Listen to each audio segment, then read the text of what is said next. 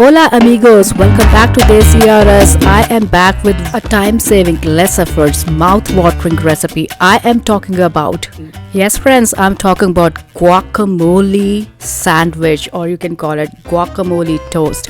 So guys, let the drum roll. I have taken one avocado, a tablespoon of onion, red or white, your choice, a tablespoon of tomatoes, some cilantro, and a big clove of garlic, or you can take two small.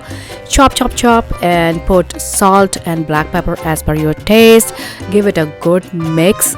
Half lime juice and mix it well, and can be used as a sandwich fill or a dipping with nachos, or you can make a prosciutto with a twist, with a guacamole going on top, just like what I am doing. I've taken ciabatta bread and putting the guac on that. Really easy recipe, saves lots of time, give you an ample amount of time to spend with your friends and family. Hope you love it.